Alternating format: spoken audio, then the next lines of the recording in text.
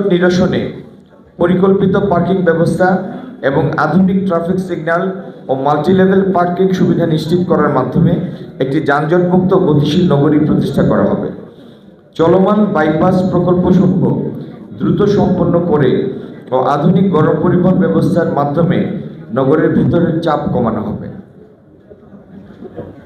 MC college, সরকারি college, cantonment public school ও অন্যান্য college বিশ্ববিদ্যালয়মুখী ছাত্রছাত্রীদের যাতায়াতের সুবিধার্থে শাটল সার্ভিস প্রতিষ্ঠার বিষয়টি বিবেচনা করা হবে।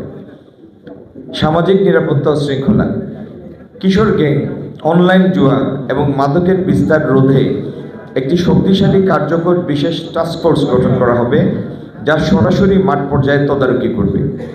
মাদকাসক্ত ও বিপদগামী তরুণদের সমাজের মূলধারায় ফিরিয়ে আনতে আধুনিক পুনর্বাসন কেন্দ্র স্থাপন এবং প্রতিটি এলাকায় খেলাধুলাকে জোরদার করা হবে।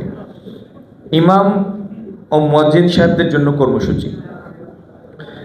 সম্মানিত ইমাম ও মুয়াজ্জিন সাহেবদের নিয়োগ অবসানের প্রক্রিয়া নীতিমালার আওতায় আনয়নের জন্য জাতীয় পর্যায়ে উদ্যোগ নেওয়া হবে। ইমাম ও মুয়াজ্জিন সাহেবদের হাদিয়া বৃদ্ধির বাস্তবসম্মত উদ্যোগ গ্রহণ। রহমান যে 31 দফা প্রণয়ন করেছেন এই দেশের আর্থসামাজিক অবস্থার উন্নয়নের জন্য, রাজনৈতিক তৎকালীন অচলাবস্থা নিরসনের জন্য, তার একটি অত্যন্ত গুরুত্বপূর্ণ দফা হচ্ছে বাংলাদেশের বিভিন্ন ধর্ম বর্ণ নির্বিশেষে সমস্ত সম্প্রদায়কে নিয়ে একটি ভাইব্রেন্ট নেশন প্রতিষ্ঠা, একটি রেইনবো নেশন প্রতিষ্ঠা।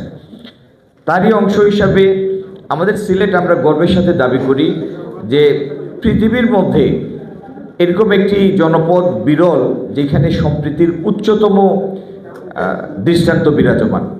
আমরা সেই ধর্মীয় সামাজিক সম্প্রীতি এগিয়ে নেওয়ার জন্য ধর্মবর্ণ নির্বিশেষে আমাদের সেই চেষ্টা সবসময় চালু থাকবে, চলমান। সাময়িক জমে থাকা পানি নিষ্কাশনের সুবিধার অভাবে সিলেট একটি ফসল থেকে বঞ্চিত হয়।